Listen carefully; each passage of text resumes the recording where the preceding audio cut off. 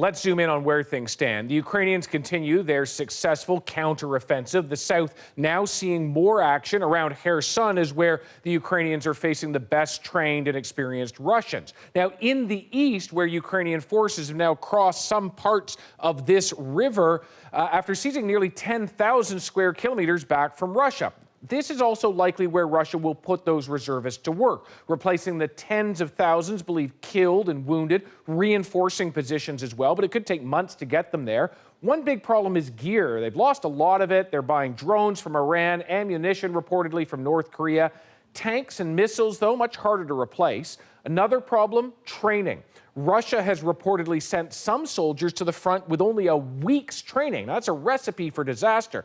They've also raised the maximum military age to 60. In recent weeks, they've been recruiting in prisons. This video went viral on Russian social media, believed to show the head of an infamous Russian mercenary group at a penal colony, promising pardons to those who joined to fight.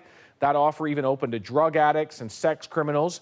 Ukraine, for its part, had already partially mobilized its population, and there are foreigners there, including this Canadian in a new video. They're carrying an anti-tank weapon. The big question, perhaps, is can Russia win by adding these 300,000 extra soldiers? And the early assessment from Western analysts is no.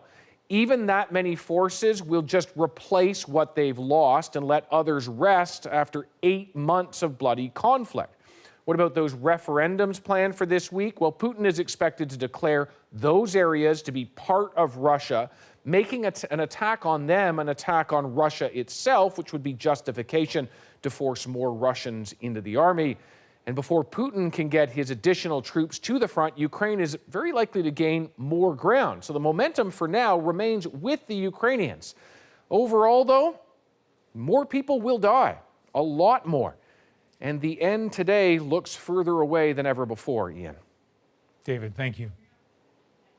Well, joining us for some analysis on this, Carrie Buck, a former Canadian ambassador to NATO. Thank you very much for being with us. My pleasure. What do you make of this partial mobilization that Putin has announced? Well, as others have said, I don't think it will be a real game changer in the war in Ukraine, but it depends very much on what his military goals are. If he's going to try and take back territory Ukraine's taken from Russia recently, that'll be a hard slog. But he's going to hunker down in the Donbass and try and protect those more limited geographic area in the Donbass. More troops will make a difference. But those troops aren't going to be very effective. They'll be poorly trained. They'll be going into units with poor morale, and it's going to take a long time to get them deployed and out to the front lines. So it remains to be seen, and the key is his military goals. And a key for Putin, of course, is the message he needs to send domestically. So what is he trying to achieve? Well, he's trying to show the Russian population that he's a strongman in control. He came into power as a strongman. He's an authoritarian leader, and it's becoming clear to the Russian population that the war in Ukraine they're losing it right now. So he's trying to walk a fine line.